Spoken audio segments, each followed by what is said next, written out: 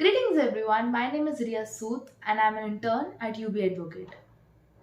In this increasing era of digitalization and modernization, everything is becoming so transparent.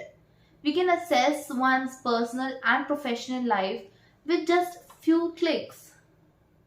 So do you think that in such an online world, us Indians have a right to privacy? The answer is yes.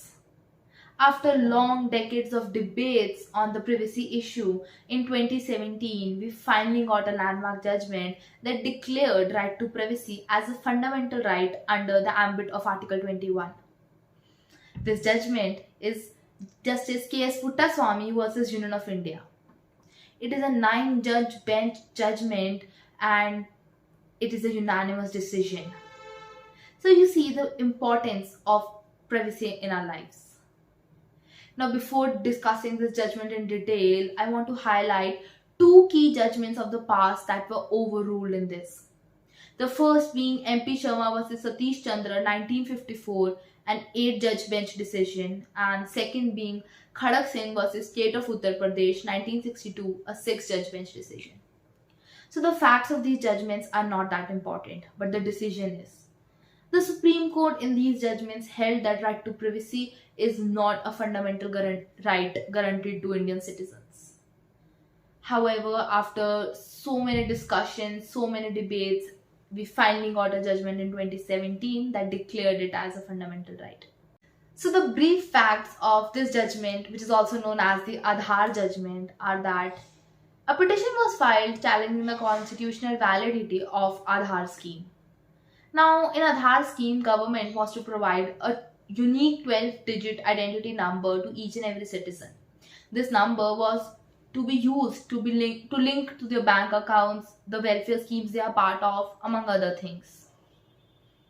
The major contention was forcing citizens to link their bank accounts without any reasonable reason amounts to violation of Article 14.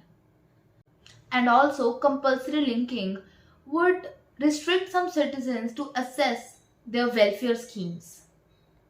Not to forget that this will also bring all citizens of India under constant state surveillance, being in direct violation of Article 21, right to life and personal liberty.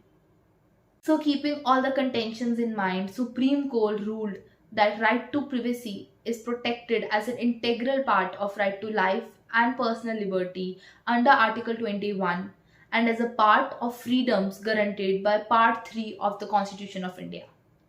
And it also overruled the MP Sharma and Khadak Singh judgment.